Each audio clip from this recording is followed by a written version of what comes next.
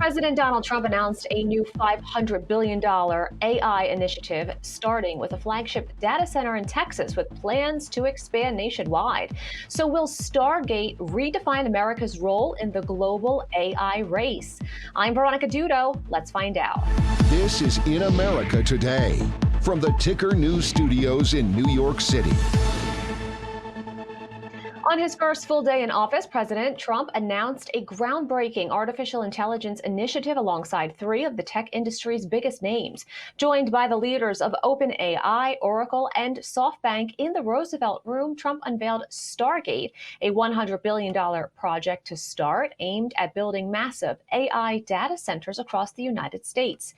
The initiative promises to scale to $500 billion within 4 years and is being touted as the largest AI infrastructure project in history.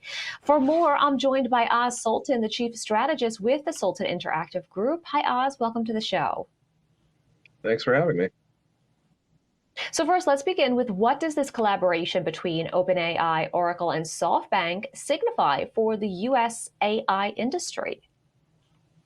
I mean, it's kind of gigantic. SoftBank had announced prior to the inauguration that they were interested in putting $20 billion into AI data centers in the Midwest. But coupling this with Oracle and OpenAI, it talks to two things.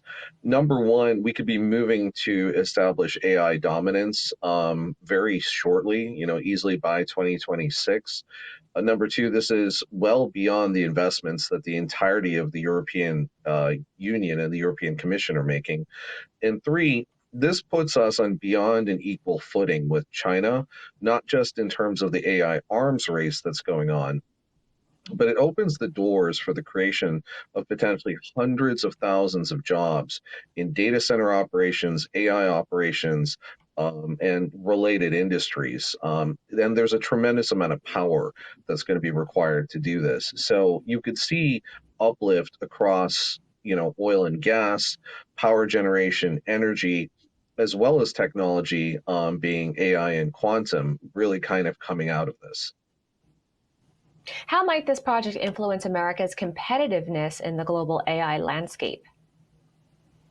I think it's going to be tremendous. The next big thing that everyone's talking about is the move to artificial general intelligence. That means that the AI is a smart, kind of like a child, but can help you make decisions inside of processes that you would be doing on a day-to-day basis. This could be augmenting manufacturing. This could be plugging brains into robots. This could be a variety of different things. And that's the tipping point, because China hasn't quite gotten there yet. ChatGPT's 4.0 is almost there.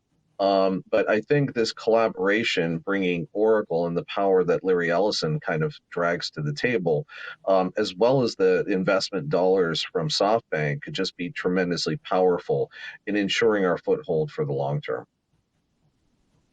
Now, of course, we have seen concerns with AI growing, not just from a standpoint that it might take jobs away from actual humans, but moving towards that full automation, and then additionally for humans themselves to be constantly tracked.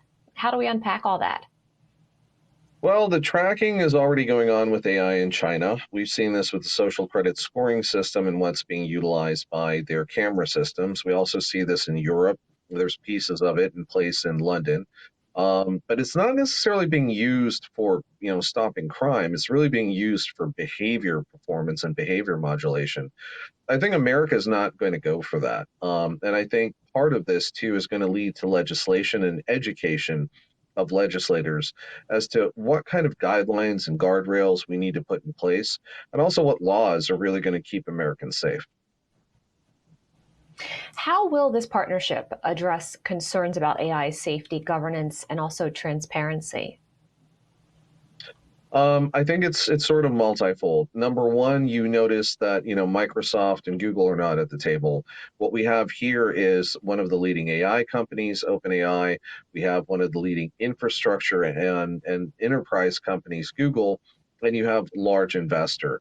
So what this means is that the systems that have been doing the most tracking, which are Microsoft and Google systems, are really being left by the roadside, while a consortium driven by these three builds out in a perspective that leads to more data centers, more infrastructure, more AI computational power, but largely I would think more AI guidance and rules, such that as this comes out and this becomes far more in terms of the devices that you're going to see AI in, that it doesn't become nefarious. Because we've already seen some of these things take place in China, where you had one AI robot, talk a couple of other AI robots into revolting and kind of walking off the job.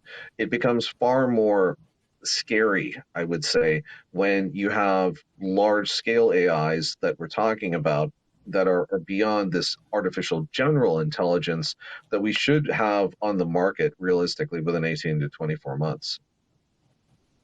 So we talked about this initiative and its impact from a tech aspect as well as economic. But when you look at this politically, what are your thoughts on President Trump day one sealing this deal?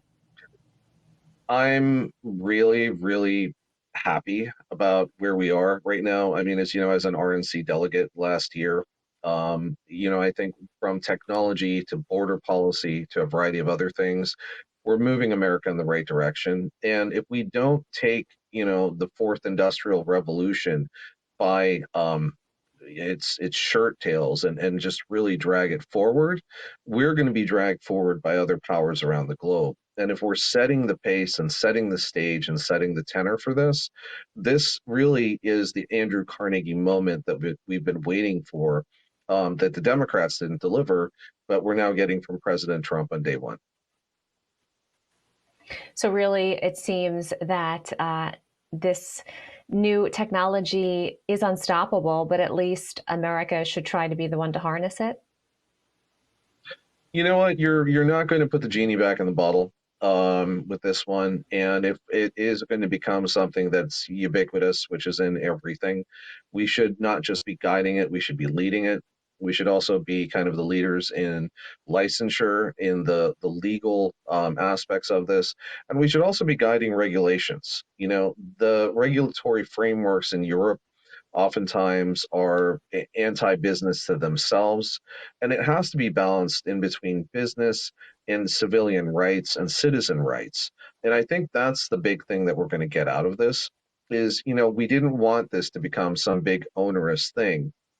And that's at least the opportunity that we have with this moving forward, and that's where I really hope we go. We will surely be continuing to talk about this topic. Sultan, thanks so much for your time. Thank you. This is Ticker. We'll be right back.